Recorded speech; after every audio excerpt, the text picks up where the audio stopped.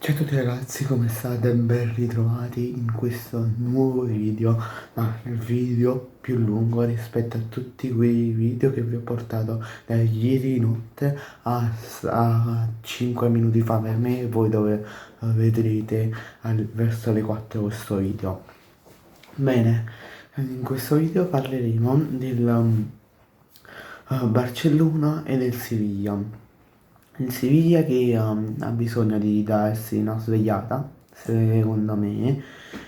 e che deve, diciamo, avere il più punti possibili per, diciamo, arrivare in zona Europa per guadagnare qualcosina in più e ripagare e risanare i debiti che ha.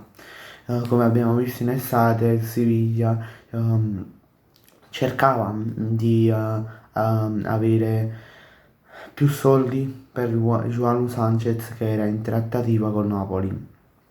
E poi verso metà di agosto il Napoli ha totalmente abbandonato la vista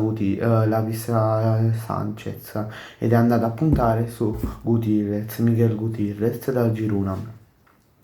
In questo momento sono appena uscite le formazioni di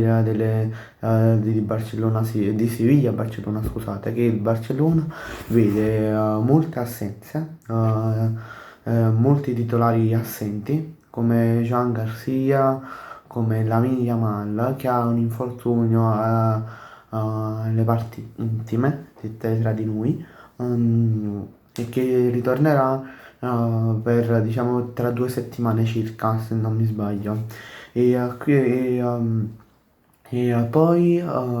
del Siviglia, secondo me, che deve, diciamo, oltre a darsi una svegliata,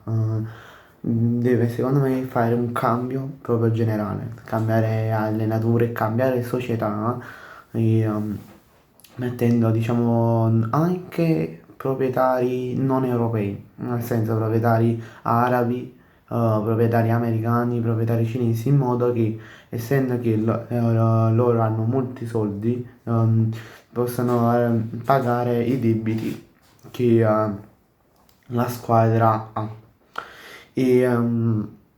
e così di fare proprio una rivoluzione in casa Siviglia. Poi ritornando a Barcellona,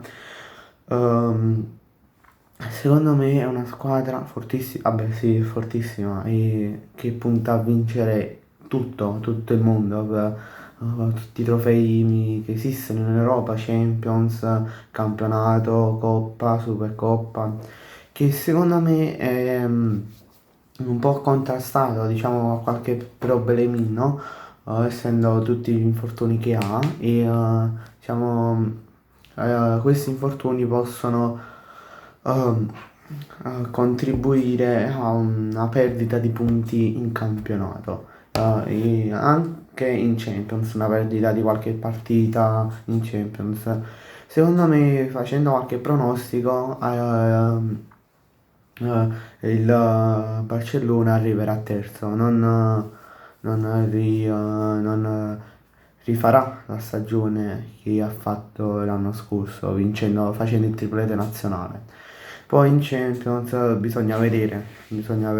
sta ancora tempo, la Champions è iniziata da 2 settimane, siamo ancora alla seconda giornata e quindi ci sarà ancora molto da vedere, però secondo me in Champions, appena diciamo ritornano tutti quegli acquisti titolari e tutti i giocatori top che sono andati, che si sono infortunati, ehm, potrà arrivare direttamente agli ottavi di finale senza fare i playoff e tutto quanto. E anche se non avrà tanti infortuni, potrà anche, secondo il mio umile parere, vincere la Champions, oppure fare una doppietta facendo Champions e Coppa, chissà. Bene, grazie a tutti per la visione, ci ritroviamo in un prossimo video, lasciate un bel like, una iscrizione e un commento.